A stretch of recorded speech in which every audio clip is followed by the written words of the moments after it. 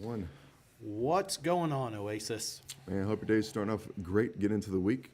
It's kind of like the tease of spring is in the air. Oh my gosh. Man, that's just a beautiful thing. When you know the sun is coming. Yeah, that's right. That's right. You know, that's one of my favorite things about this time of year. All right, elephant outside the room. Aside from the stinking wind that clearly showed up yesterday, and as Bradley was saying, that we finally, maybe some of us got our trampolines back, but we promptly sent them on. Yeah. But you know, what is it? The March winds bring April showers bring May flowers, yada yada yada. Summer's coming. You know? True. Yeah, man. Where it's warm outside, everything is good. It's green. We're greener. Let's go down that road. Greener. Yeah, we kicked the kids outside yesterday. I was in the garage. I'm like, yes, but then there came the roar. I'm like, oh, here we go. Yeah, we're going inside. So I hope everybody is doing well. And kind of going into, we have a busy weekend this coming weekend with girls, right? Yep. That's kind of ladies and the girls. That it's gonna be a great time of fellowship and learning. Last weekend we came off of the youth went to Sean McDowell Apologetics, Dr. McDowell, and just great time, great questions, great contents, really cool time. And then coming up, and we'll remind everybody again, but coming up Sunday with Partnership Sunday. Yep. And then that night is members meeting, and it'd be good to see everyone and just come together. We're going to get some new deacons, trustees, and EC members, and so just leadership. But Yeah, it's gonna be great, and it's a little bit of a twist. We're gonna bring something back, bring back the dessert competition. It's gonna be cookies and pies, and I think last time we did almost everything maybe. Yeah. But we're gonna narrow it down. We wanna get good at what we're already good at, right? Yeah, for sure. We're gonna make sure you make your best cookie or your best pie, and there's gonna be several categories, or at least several winners. And it's going to be fun. I just want to be a judge. So for those of you who don't know this, no one really probably does, but I used to judge the FHA competition out at the campground, or at the Tri-State Fair. And so I would go and I would taste all these desserts from area high school students, and they would make their recipes, and I would have this big old plate put in front of me.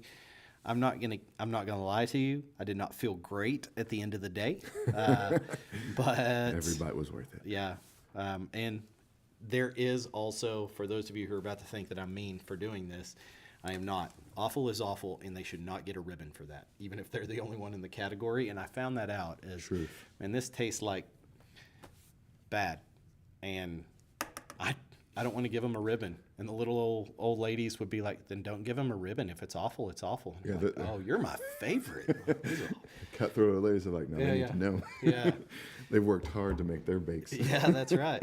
So coming up this weekend, so we'll have, I volunteer as tribute to try desserts. That is a weakness I have, and I will not apologize for it. I love it. So on here, I just saw Jessica Miller. Good afternoon. It's good to see you. I didn't catch you yesterday, so I hope all is well. So today, what I have is really just a passage that is really, it's kind of been hitting me, and not necessarily this passage per se as much as this idea. It's just been bouncing around. And you know, when things hit your cue more than once, more than twice, more than 5 times, probably need to talk about it.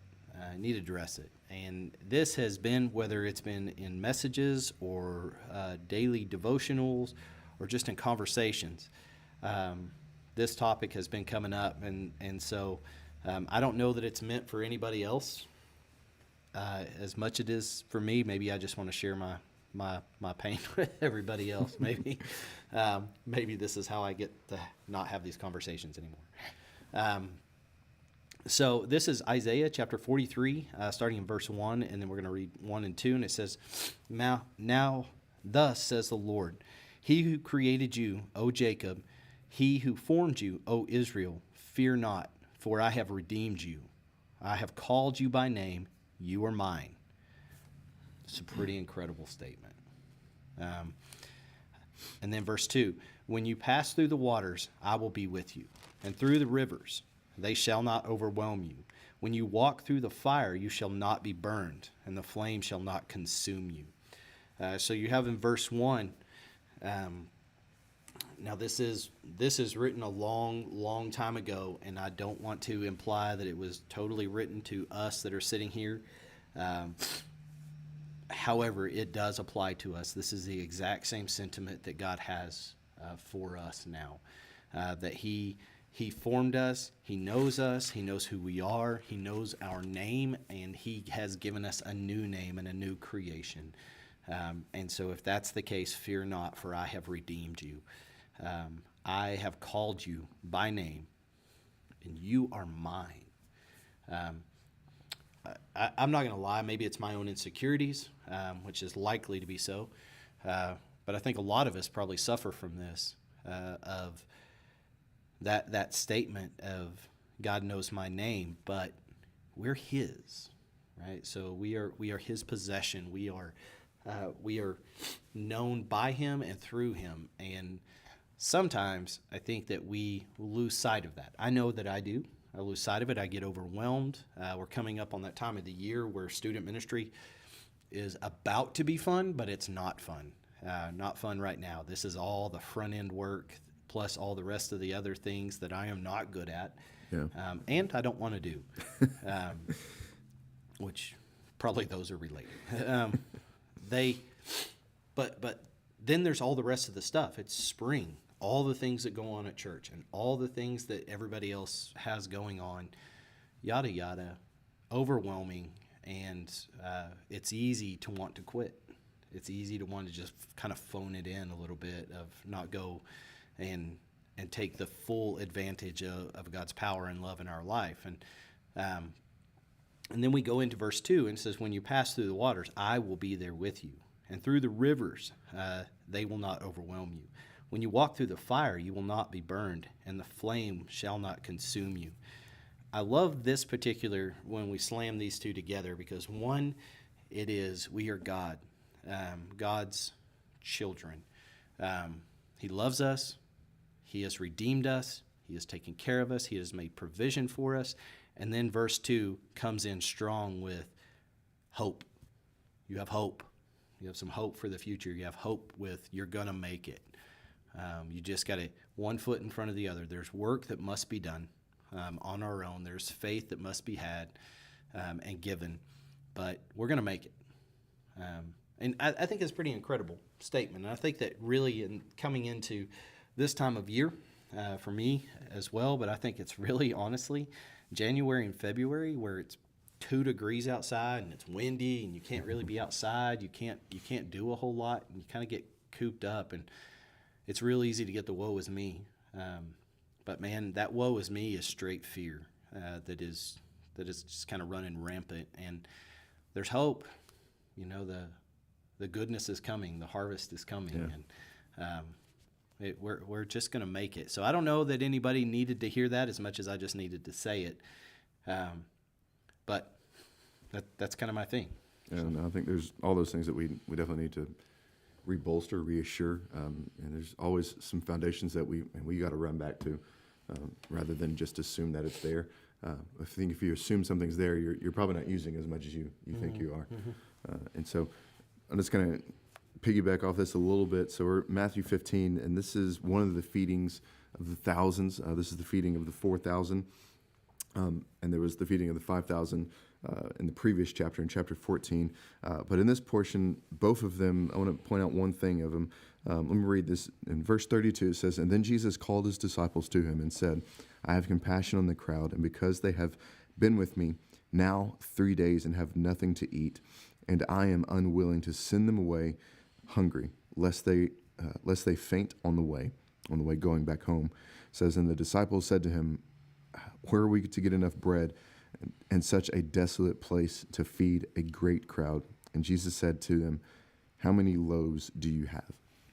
Now this is where it starts off of it. This is the point one that really kind of differs just a little bit from the other passage. The other passage, Jesus says, you feed them, you give them something to eat, and then kind of proceeds into the next few steps of go gather what it is. And so there's a little bit of the cracking of the whip on that end of it, because there's one difference of these two feedings. One of them was majorly Israelite people. This one, historians say, is more of the Decapolis, which is 10 cities that were a part of the Roman government, just like Israel was at that time, but they were allowed to have their own military and make their own money.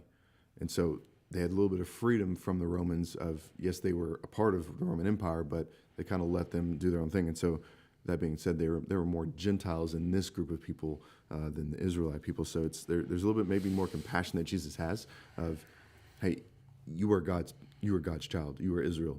You feed them. You give them something to eat. You hold the standard that God has already given to you. Whereas going to the Gentiles, they didn't know. They didn't know any better. Mm-hmm. And so there's a little bit of that. But as we go into this next step of it, it says, and they have 7. How many loaves of bread? They said that they had 7. They had a few small fish. And directing the crowd to sit down on the ground, he took the 7 loaves and fish, and having given thanks, he broke them and gave them to his disciples. Now, this is where the two elements of the two feedings, they come back together. One kind of, the two different approaches that Jesus responded to the disciples, but then they come back together of Jesus gave the disciples the elements in order to feed the people. But what happened first? We always skip over this, and we might miss it. It's because the disciples gave something to Jesus. The disciples gave what they had, and Jesus did the work. The disciples had no expectation other than they knew what needed to be done of like, okay, Jesus wants to feed these people. How's he going to do this? And I think a lot of times we identify the problem, and sometimes we want to say, this is exactly how. And we push God out of the way, I think, when we do that. And I think that might be a little bit of almost where you're going of the fear that we have. We want to be in control of every little moment, but that doesn't say trust. And so the disciples, they gave what they had, they give it to Jesus. Jesus gives it right back to them and says, okay, go feed them. Mm-hmm. And every time I read one of these two passages, it's always kind of like, at what moment did the disciples go, this basket should be empty? I'm still handing you bread. And that's such a good question. I've thought that as well, where, the people who are in the back of this, like number 1,415, he has no clue, man. By the time they be coming, they've just been watching the basket getting closer and closer. Yeah, and I think there's another question there of like, how far back, like, you see all these people. Yeah. Where their question is probably more subtle, like, where's this coming from? Yeah. Oh, the guy like, oh, is he bankrolling this? Yeah, for real. And so, but the disciples, man, they went out and they also were up front with Jesus. Yeah. And so it's like, like, at one moment does he go like, when is the basket going to be empty? Yeah, there's always another fish. There's always, God providing in that. And I mean, can you imagine what, I don't know. I'm totally reading into this, but in my head, when I came home at the end of the day, I was tired in the first place, and then I just watched this happen. And then somebody wants to come up to me and talk to me about, so what, I'm going to need a minute. I'm going to need a minute to process about what just happened. God was faithful, and it kind of freaked me out, Yeah, and maybe this, for the rest of us, this is maybe the start. Like, we're part of the crowd. There were leftovers. There were always leftovers. On both occasions, there were leftovers. Yeah. And sometimes I think maybe for the crowd portion, the people who they see Jesus around, they see him, he's far off in the distance, and they're following him, obviously. Like they came and said he followed them for days, that they had been out there. And so they used their resources to get as far as they could. Sure. But when they experienced the blessing that came from the disciples, back to the disciples, to them, they gave it back too. It's like, hey, go collect the remnants. Mm-hmm. And I think that step right there is probably something that we all need to remember of. And there is a surplus. There's always a surplus. That's a good call. And when it comes to giving, start with that. Start with that of the surplus of identifying, I've had my fill, give it back. And there's one other thing that's different in both of them. Let's see. picking back up in verse 37, it says, "And they all ate and were satisfied, and they took up the 7 baskets and broke into pieces, and pieces left over, and those who were of the 4,000, besides men and women. And after sending them away, the crowds got into the boat and went to the region of Magdala." And they went back. But one crazy thing that is a little bit different of this portion of them going back, that's not just a trail back. It was a get back in the boat, and they're going back to their areas. But even before this leading up, it says that they glorified God because of what was happening, of the healings that he did just prior to this. And so in this realm, I think one area it's a little bit different of this one than the one in chapter 14 is the glorifying of God. Yes, they had their fill and were satisfied, but there was a moment where Jesus, he even hits up the other crowd as they came back, and he says, "No, you come to see me because you had your fill the last time, and you're just trying to get something else." But it wasn't to follow Jesus. It was to, "Hey, can you do that one thing you did last time?" Rather than, "Man, I just need to trust you. Yeah. I just need to come and trust and follow and glorify you because of what you've already done, or what you did, what I believe you're going to do again, or what I believe you're going to do on top of." And so I think for us, and we have to find those little steps of, man, are we the crowd, or are we the disciples of, give what I got? Yeah. And I think there is the trust of the Lord, and knowing that he is good. Yeah. And that he has always been good, and he will continue to be good, and he will continue to be good to us. He is faithful, right? And I think that within that trust, it is the immediate, from my standpoint and my side of the scripture over here with that is the trustworthy statement. He is good, and he will provide, and he will continue to provide. So I shouldn't fear what I might lose. My investment, whatever the case is, yeah. I need to continue with my trust. He has always been good. Yeah, and maybe it's that point of we say lose rather than what we give. Yeah, that's right. That's right. Yeah. I think, and that's it. That's such a, that's such a good way to say that. And it's not. We're not losing anything. Yeah. In fact, we're gaining. I mean, we think of the investment that it's God's money in the first place, right? That we give to him. It's God's time. It's God's life. His life and breath. That we give. And out of that, we actually, our faith is increased. Yeah. Finances, I don't know. I don't know if he increases them or not. It's beside the point. Yeah. It's that we trust him. Yeah. In that. And that's such a struggle. I understand we live in a crazy time, and also the American dream is somewhat of an issue with that, because it's very much get mine. And I'm not anti that. I love being American. But I can't say that that's entirely this biblical point of view of it is not about getting mine. It's about sharing. It's about giving this to the Lord and being faithful with that. Yeah. So, we can clearly run a mile in another direction with that. Yeah. But I think it's just pressing into the Lord with this. And he did not give us a spirit of fear. He does not. With our finances or our life. He gave us a spirit of trust and just love in him. Yeah. He has always provided. All right. And he will be faithful to do so again. Yeah.